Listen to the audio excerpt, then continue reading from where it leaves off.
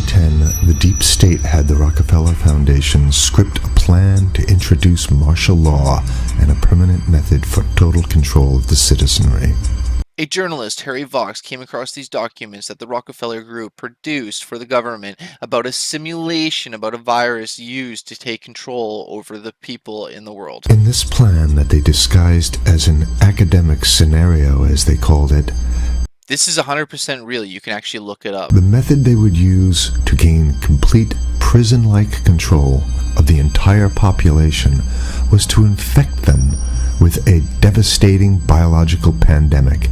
So they produced documents explaining on how to take control of the world by infecting the people with a virus. And then, under the guise of protecting us from this threat, they would be free to implement their final solution, a prison state.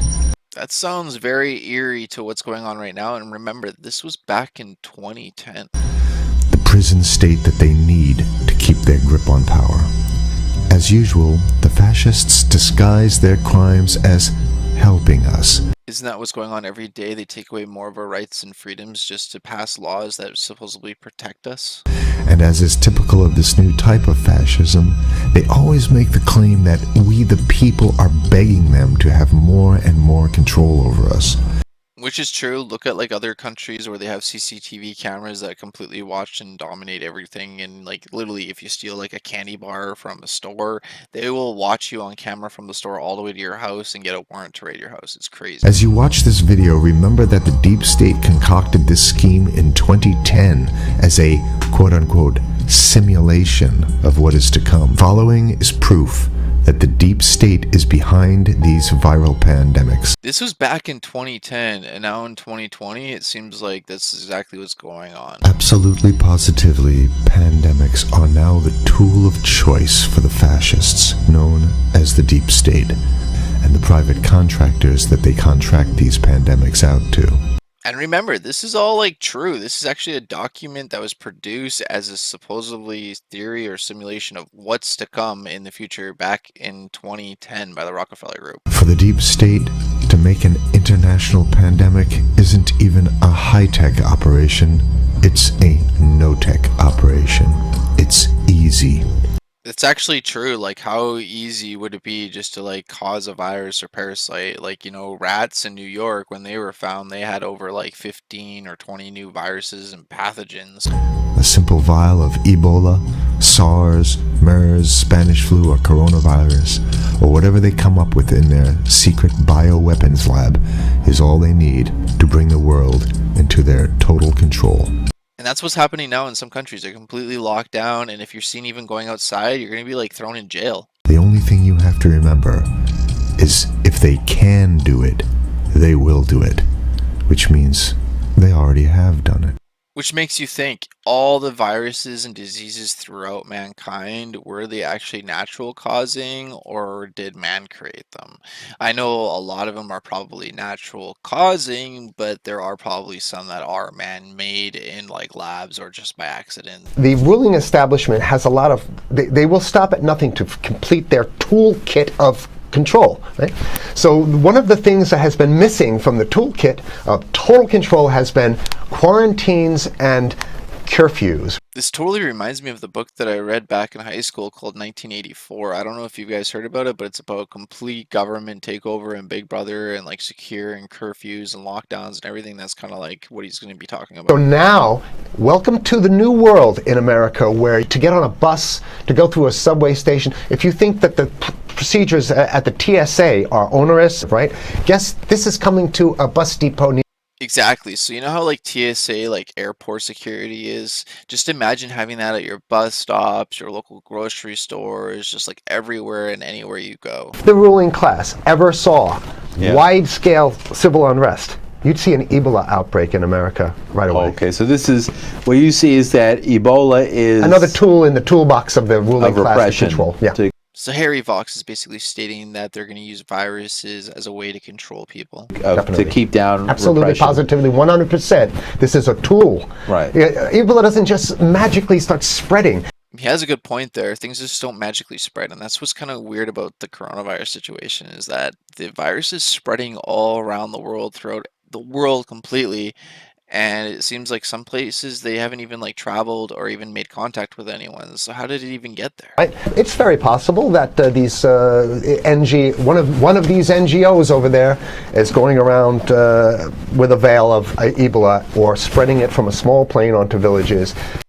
Which kind of makes you wonder, because there's videos of people intentionally spreading the virus out there, spitting on things and stuff like that. So that makes you wonder if they're actually hired to like spread the virus, or like you said, maybe they use drones or like planes to like, drop it onto certain places to infect them. Is to get hundreds of thousands of people infected with it and create the next phase of control. It's called Scenarios for the Future International Development, the Rockefeller Foundation. All right. Okay. Let's take a look at what they're saying here. And this is an actual book/document and everything. Like you can actually look it up on Google and like research it and stuff. It's crazy. In 2010, they published this, Rockefeller Foundation, and here's what they're saying. That's right. Just remember, this was published back in 2010, 10 years ago. In the past tense. So they put out this scenario. Lockstep. A world of tighter, top-down government control and more authoritarian leadership with limited innovation and growing citizen pushback. So imagine living in a world with complete total government control, with police everywhere, military, and you're not even allowed to create or invent or do anything. Like everything that you're going to do is going to be completely dictated and like monitored and controlled. 2012, the pandemic that the world had been anticipating for years, unlike 2009's H1N1, this new influenza strain originating from wild geese. They use some scenario. Wild geese. I wonder if there's actually some facts to that. Maybe somebody should look into wild geese. Even the most pandemic-prepared nations were quickly overwhelmed when the virus streaked around the world, infecting nearly 20% of the global population and killing 8 million in just 7 months. Coronavirus has been around for what, 3 months, and the death toll now is up to 42,000. So in 7 months, it might not be far off. The majority of them healthy young adults. The pandemic also had a deadly effect on economies. Exactly what's going on right now. Whether this is written specifically as marching orders, or whether people take it upon themselves in the intelligence networks to say, okay, well, this has been produced, so this is the plan here. But these narratives have to be written in advance. So yeah, why would they even create a document? People are going to read that, and like you said, people are going to take it upon themselves to either do what they're stating, or are these actually orders that, like, these are actually not like simulation documents. These are actual legit documents of what's going to happen, or it is happening. They need help. So these think tanks, they come up with these, like Rand Corporation, Rockefeller Foundation. These are think tanks of death. They're not the think tanks. They're not there to find great ways to help people. Yeah, these companies are pretty much just like around to create and innovate different ways of like new technology, like for the military and the government. Okay, the pandemic also had a deadly effect on economics. International mobility of both people and goods screeched to a halt, which is what they want. They want a completely isolated world, right? Exactly what's going on right now. Debilitating industries like tourism and breaking global supply chains. Well, of course they want tourism stopped, because they're not in the tourism business, and they want you at home in your house in front of the TV. Then they got you. How many of you right now are at home? Leave a comment in the comments below stating that you are actually at home and you've been at home for the last couple of days and still continue to probably going to be at home for who knows long. Normally bustling shops and offices sat empty for months. Okay, so I love how they talk about it in the past tense in 2010. Right? Yeah, that's what's weird, is that they're talking about it like it's already happened. Like it's a history book. The pandemic blanketed the planet, though disproportionate numbers in Africa died. Southeast Asia and Central America, where the virus spread like wildfire. Well, yeah, all these other countries are going to suffer majorly because they rely on like the US, Canada, and other countries to give them aid. So when this happens, which it is happening, pretty much we're going to be trying to help our own people, our own countries, and then other countries aren't going to be getting the aid they need, and they're going to suffer majorly. Even in developed countries, containment was a challenge. Now here's this one. I love this one. The United States' initial policy of strongly discouraging, in quotation marks, strongly discouraging citizens from flying proved deadly in its leniencies. So they already figured out that if they just tell people don't fly or don't go on cruise ships, that it's going to be very crucial and it's going to backfire and spread the virus like crazy. And they still just, like today, they like allow people to go out and fly and stuff. It's crazy. Accelerating the spread of the virus, not just within the United States, but across borders. However, a few countries did fare better, China in particular. What a coincidence. China supposedly has the virus completely contained right now. The Chinese government's quick imposition and enforcement of mandatory quarantine for all citizens, as well as its instant and near hermetic sealing off of all borders, saved millions of lives. So China, since it's like a dictatorship pretty much, they're able to lock down the country and save millions of lives, where in other countries they don't, and people are still just going out, walking around, and yeah, that's the recipe for disaster. Stopping the spread of virus far earlier than in other countries. So the message is here is we have to look towards the Chinese, the oppressive totalitarian. Chinese regime as an example. Exactly, and that's kind of weird. That's what I've been saying, is that we should be looking at the Chinese as an example, but there's actually like hidden meaning behind it, because I didn't know about this until now, and now it's like, oh, well, that makes sense that they want us to watch and follow the Chinese, because then they can take control like the Chinese government has with their citizens. Ruling class here loves the Chinese regime because they have demonstrated to the ruling class the most efficient form of capitalism, which is authoritarian capitalism. And that's why you see world leaders around the world actually engaging and doing deals with China. So we have capitalism, but unfortunately we have this veil. I get it. We have this veil of democracy. Good old democracy. China's government was not the only one that took extreme measures to protect its citizens from risk and exposure. During the pandemic, national leaders around the world flexed their muscles. Which has and is starting to happen all around the world, where countries are starting to lock down their citizens. And imposed airtight rules and restrictions. You can see the agenda. Go. Okay, from the mandatory wearing of face masks to body temperature checks at the entries to communal spaces like that's what's happening right now. Exactly what's happening right now. That's crazy. Yeah, but soon it's going to be like body, It'll be at the subway? Yeah. Well, is that what you're saying? We'll be going through this in the to get on the buses and the subway? Absolutely. Things like that? And yeah, I can see that. It's going to start happening everywhere. think about having a cigarette, a joint on you, or, basically you can't. This is a dragnet for everything. So if in order for you in other words, just like with stop and frisk, this is ultimate stop and frisk. Not only that, this is the ultimate stop and frisk, this is a way that they can control absolutely all aspects of our lives, from like everything, from money, spending, like just everything. It's just going to be crazy what's going to happen in the future. And even supermarkets, they want body checks at supermarkets. Okay, so basically what they're saying is they're building a system where every move you make, you got to go through them. You can't get food. Well, how about if you go to the farmer's market? Right. There won't be a farmer's market. They won't allow it. Even after the pandemic faded, this more authoritarian control and oversight of citizens and their activities stuck and even intensified. That's the whole point. Yeah, and that's the thing, is that after this all goes away and is like done, are they still going to have all these systems in place?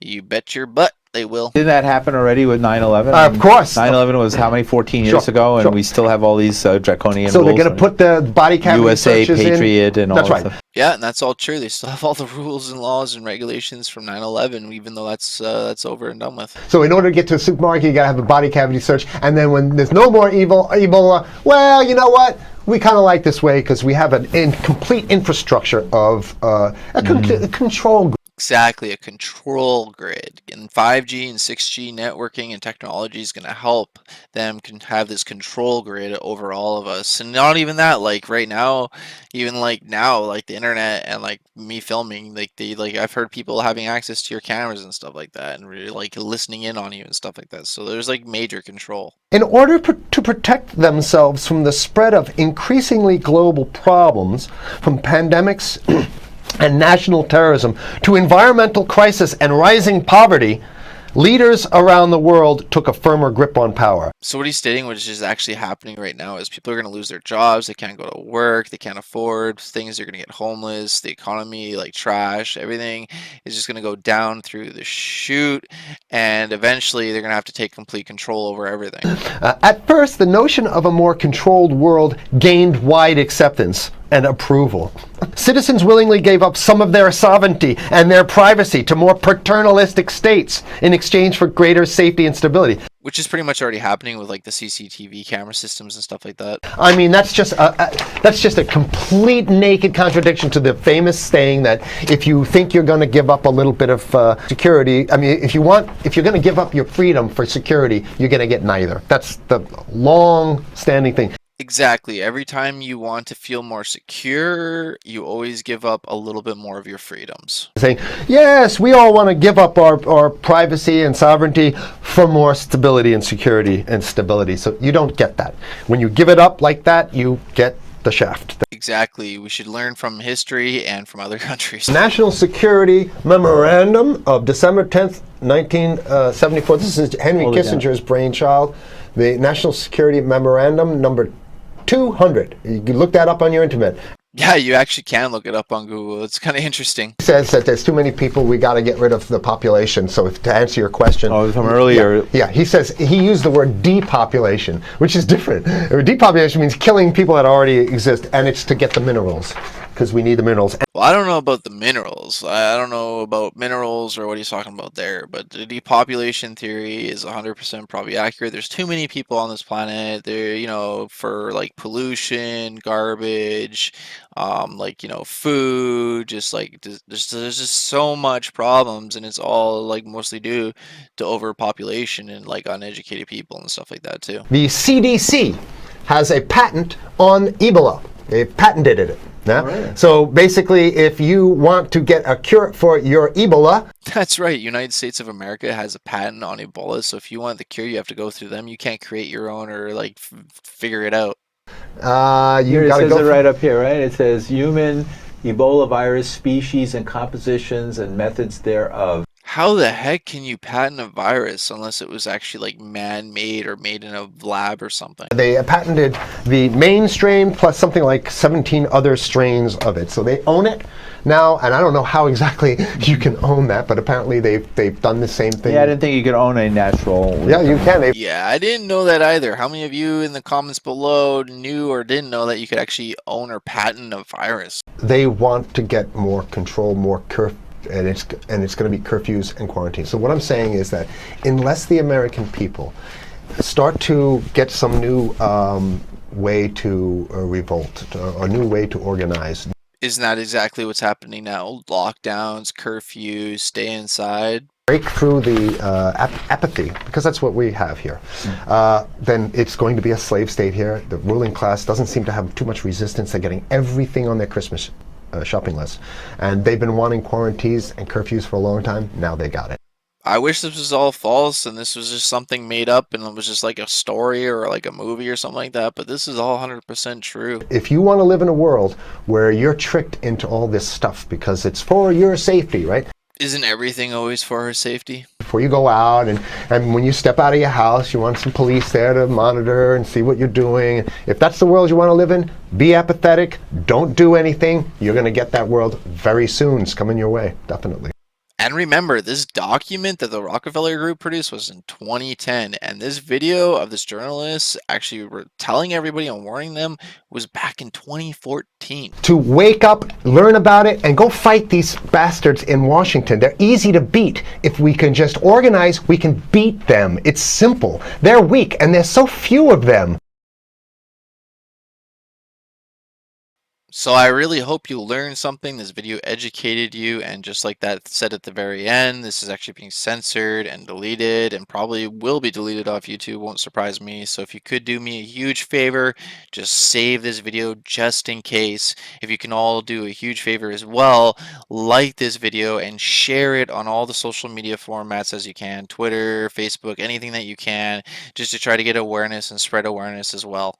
I don't know if you were all aware or not, but the internet and Google and stuff like that is doing a scrub of things like this, like videos of like this kind of content. And the only way you can actually find it is by sharing it with people or actually like being a subscriber. Because if you type in and search certain videos, they won't be popping up anywhere or anytime soon. They're going to be buried or they're just not going to show up on any search results.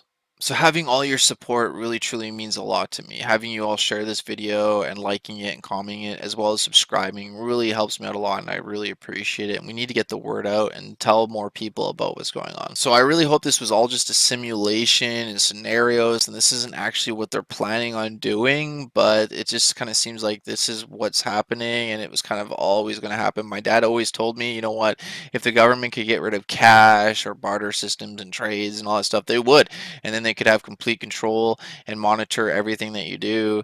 And I didn't believe him, and I didn't think it was going to happen, but a flu, a virus is a good way to do it, because no one's going to want to handle or deal with cash, and you're going to want to give up a lot of your securities and rights and freedoms to be protected and not have your life be taken from something as severe as the coronavirus. So yeah, let me know your comments and thoughts below about this, and I'll be doing an update video about Harry Vox, because he actually did another video with some more interesting things that you guys are going to want to hear and see.